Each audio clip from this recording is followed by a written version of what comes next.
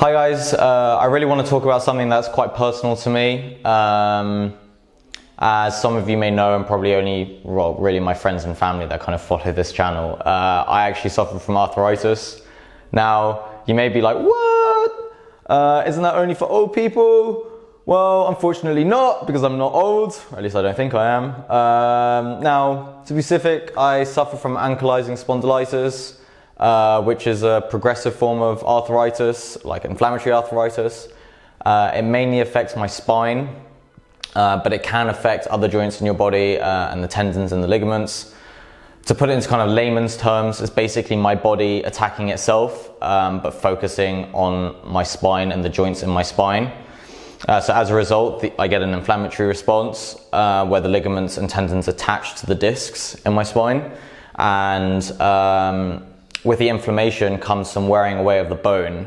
And then what happens once that inflammation kind of stops, my body tries to repair the bone that was damaged.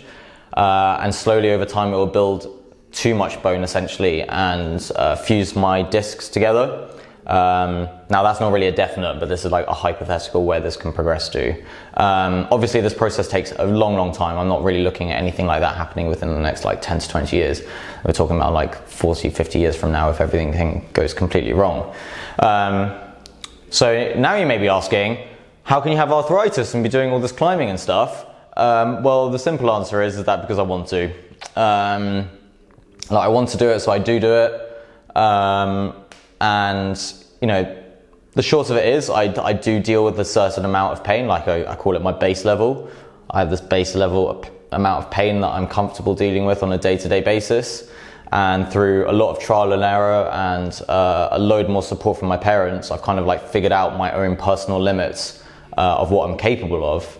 Obviously, this is a long process, and for some people this may take 10, 15 years to really figure out how to best maintain their condition.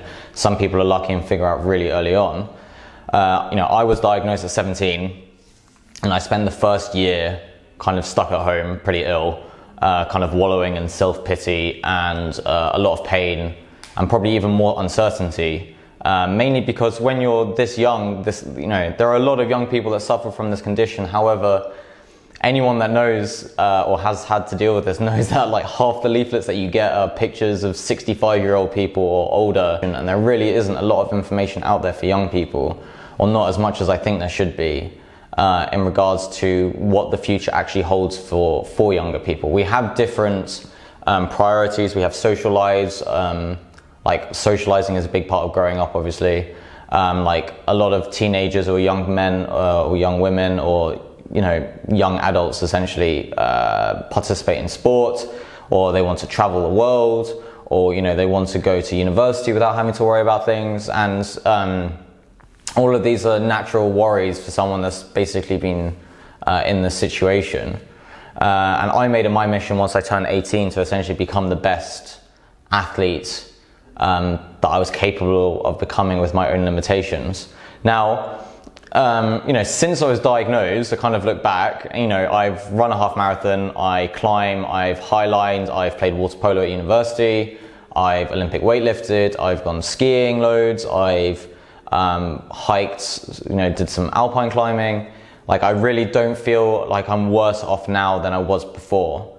In fact, if you told me back then that I was going to be capable of doing all the things that I've done, I probably would have told you to sod off, because it would just be obscene. And obviously my parents always told me that things were going to be okay and be capable of doing the things that I want to do. However, it's really different hearing it from your parents than it is from hearing it from people that suffer from the same condition, I think.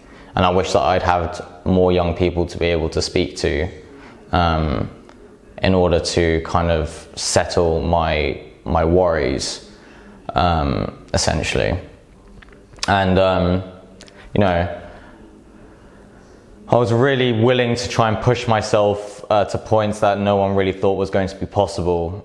Sometimes I still do, and I end up injuring myself. The key is not to accept that as failure, but rather learn from that and use that new kind of found information to better yourself, essentially know what you're capable of and learn your own limits. And I think, do I still have really bad days? Yeah, I have terrible days. I have terrible weeks. I have days where I wake up and I just want to lie in bed crying. And it's painful, and you got to get up and you got to get on with it. And it's really easy to just fall into this trap where you don't get out and you're just kind of wallowing more, and then you just end up looking for pain as opposed to letting it just be there. And you know, I think my good days now heavily outweigh my bad days, and I hope it stays that way. If you have any questions about the condition or how it affects me, or like how I've dealt with it, or if I have any advice for people, then please ask. I'm always happy to answer.